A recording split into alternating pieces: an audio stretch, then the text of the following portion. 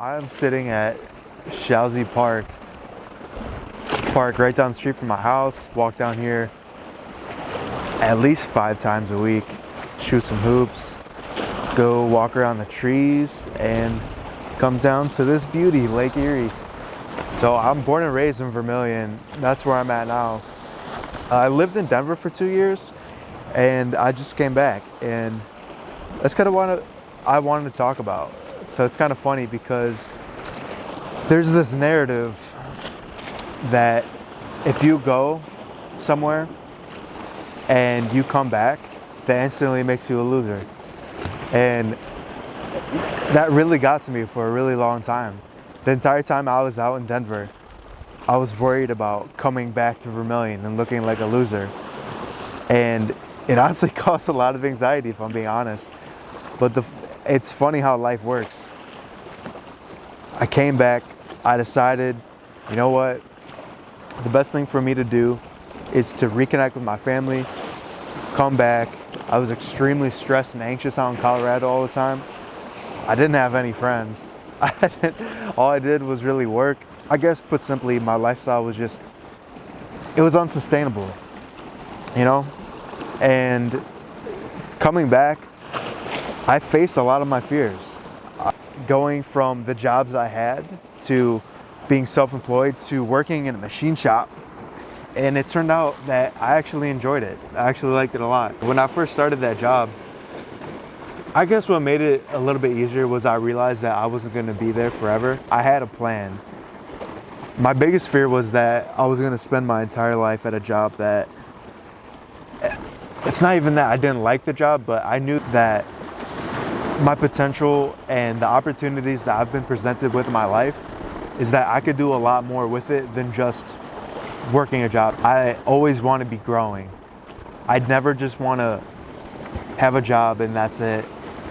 Go in and look forward to the weekends. That's not really what I wanted my life to be. So while that time, while I was working that job, I was constantly trying to grow my mind. So it started off simply. It doesn't matter what we're doing, it's all about how we're doing it. And what I did was I really just worked on my presence, my mindfulness, my mindset, and really just focusing on the job at hand and just trying to do it to the best of my ability and enjoying that process. Even if it's not necessarily what I wanted to be doing, it's what I was doing. So I needed to accept that and I needed to make the most of it. And I found that doing that, really just loving what is, it helped me in all areas of my life. And it was a big weight off my shoulders knowing that, you know what, behind that door that I thought was gonna be so scary, it turned out being so much more love and understanding and for myself and for others.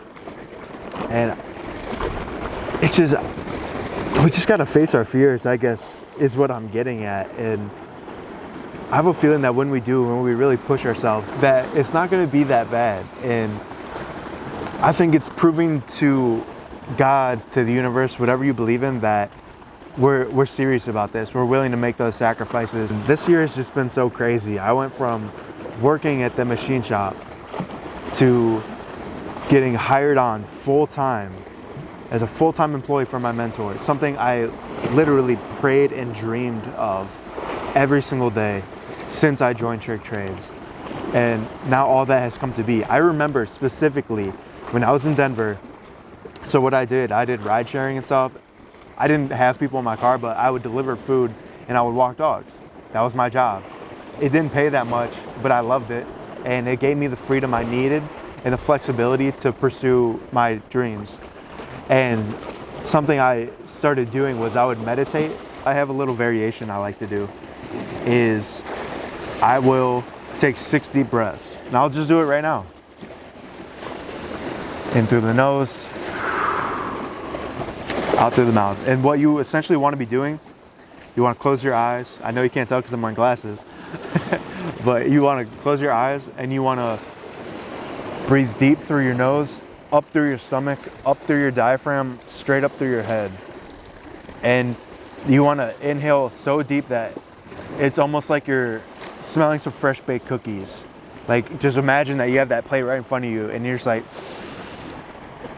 Ah, it's so good. And then when you're exhaling, you want to essentially pretend that you're blowing out a birthday candle or whistling without making the whistling noise. So we'll do the 60 breaths. So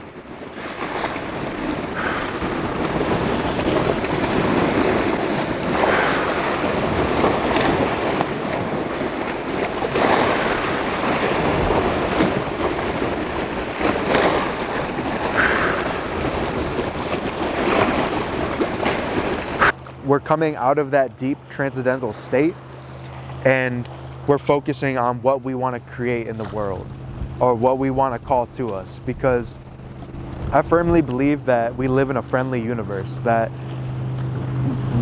we're here to manifest our dreams, and that we're capable of really anything. The only thing getting in the way is ourself, our own limiting beliefs and our own habits and patterns.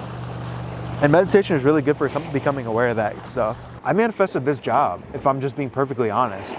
I remember specifically, I want to work for Pat. He has a grand vision and he's building something special and I want to be a part of it. And he has made such a positive impact on my life that I want to do everything I can. I want to dedicate my life to helping build this. But I had no idea what to do. I wanted to do something where I just did it without him asking and say, look, hey, I have this done. Do you want to use it? What that thought was the Tricktrades archives. That was the first step. And it's helped a lot of people. It helped myself. And yeah, I was like, wow, wait, this is what I was looking to do. I started just doing my recap videos. I started doing video lessons and really just trying to provide value. Don't underestimate the power of your dreams with conscious effort.